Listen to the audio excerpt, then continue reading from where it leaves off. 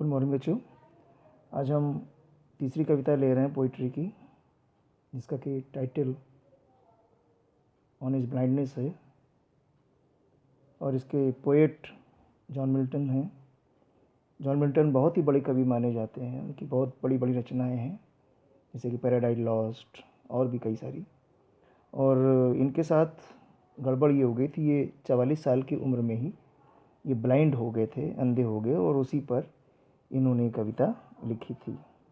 और क्योंकि ये ब्लाइंड हो गए थे तो इनको उस चीज़ की तकलीफ़ थी, दुख थी, तो उस दुख को अभिव्यक्त करते हुए उन्होंने ये कविता लिखी। और ये ईश्वर को बहुत मानते थे, तो ये ईश्वर से शिकायत जैसी है, दुख है कि मैं क्यों अंधा हो गया हूँ। हम लोग शुरू कर रहे हैं पोएम। पोएट कहता है, when I consider how my light is spent half my days in this dark world and wide, and that one talent which is death to hide, lost with me useless, though my soul more bent to serve there with my Maker and present my true account, lest he returning child doth God exact day labor light denied. I fondly ask, but patience to prevent. That murmur soon replies, God doth not need either man's work or his own gifts, who best bear his mild yoke. They serve him best. His state is kingly, thousands at his bidding speed and post over land and ocean without rest, they also serve who only stand and wait. बहुत ही अच्छी कविता है, शुरू कर रहे हैं। Writer कहता है, पोएट कहता है, when I consider, when I think, consider, think deeply, how my light is spent, कि how I have become blind, मेरी जो लाइट स्पेंड करने का मतलब है मैं अपनी आँखों की रोशनी खो चुका हूँ। और जब मैं ये सोचता हूँ, अर मीन्स बिफोर होता है, ये पुरानी इंग्लिश है। बिफोर हाफ माई डेज, इसके पहले कि मेरे जीवन के आधे दिन, in this dark world and wide, ये जो बहुत बड़ी दुनिया है और जो कि अब मेरे लिए अंधेर। Now this world has become dark for me because I am blind now. तो इस बड़ी और अंधेरी दुनिया में मेरे आधे दिन भी नहीं ख़त्म होने पाए थे और मैं अंधा हो गया हूँ।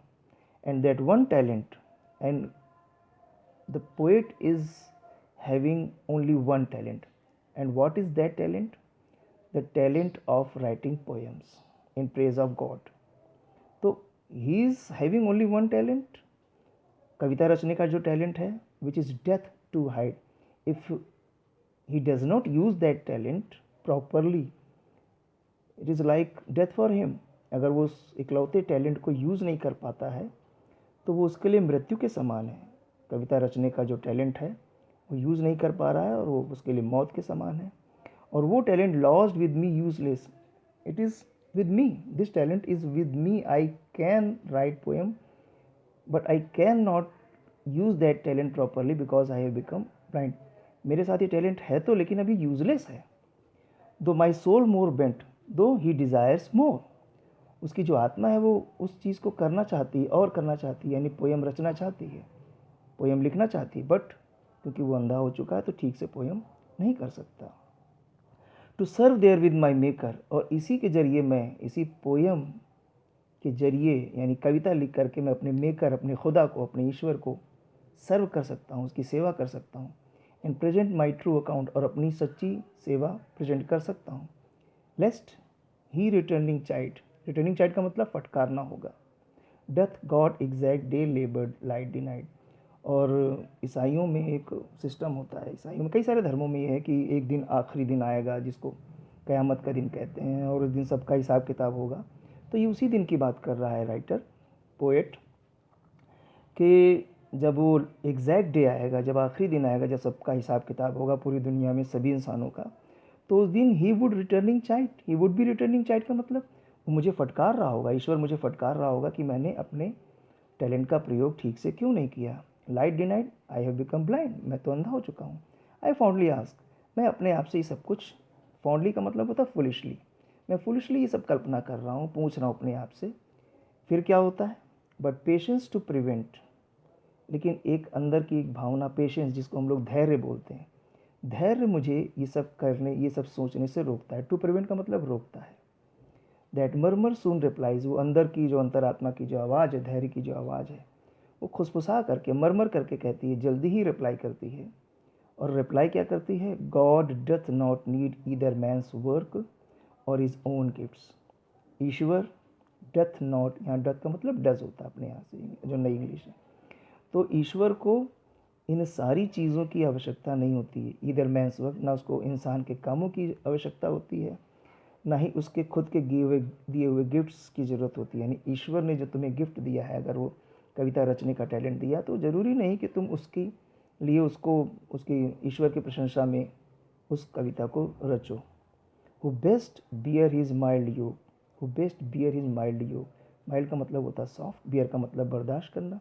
योग जो है जैसे किसी बैल के ऊपर जो एक बोझा रखा था, जुआ जिसको हम लोग बोलते हैं देहाती भाषा में, जिस पर पूरा एक स्ट्रक्चर होता है जिस पर हल चलता है, उसी को योग कहते हैं।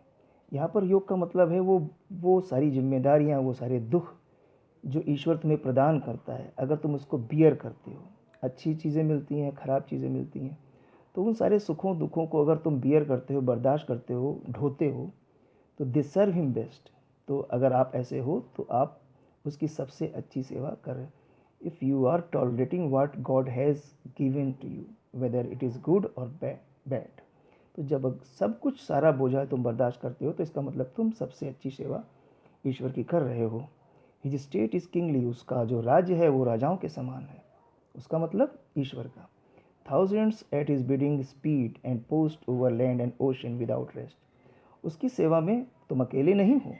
जो राइटर जो सोच रहा है कि मैं सेवा नहीं करूँगा, मैं ये नहीं करूँगा तो नाराज़ हो जाएगा ईश्वर, ऐसा नहीं है।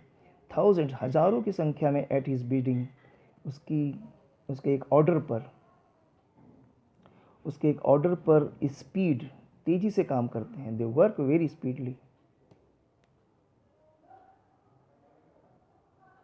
तेज़ी से काम करते हैं। और दे आर पोस्टेड एवरीवेयर, और वो सभी जगह पर, यानी उसकी सेवा करने वाले लोग सभी जगह पर हैं, चाहे वो लैंड हो या ओशन हो, चाहे वो ज़मीन हो या समुद्र हो, विदाउट रेस्ट। और ये सेवा जो है, ये सारे लोग, हज़ारों की संख्या में लोग ईश्वर की सेवा कर रहे हैं बगैर आराम करे। और they also serve who only stand and wait, और वो लोग जो अपनी बारी का इंतज़ार कर रहे होते हैं कि मेरी बारी आएगी कि मैं भी ईश्वर की सेवा करूंगा, तो वो लोग भी ईश्वर की सेवा ही कर रहे होते हैं। इसका मतलब if you desire to serve your God, it means you are serving him. तो इसमें चिंता करने की कोई ज़रूरत नहीं है। तुम अगर इच्छा करते हो कि ईश्वर की सेवा करूं, तो इसका मतलब तुम सेवा कर रहे हो। तो राइटर ये जो सोच रहा होता है कि मैं कैसे ईश्वर को जवाब दूंगा, ये खुद ही उसकी जो एक पेशेंस है, उसका जो धैर्य है, वो उसको आंसर करता है कि तुम्हें चिंता करने की कोई आवश्यकता नहीं है। Whatever you are doing good. अपना वेट कर रहे हो, तो वेट करना भी एक प्रकार की ही सेवा है। एंड होती है पोएम।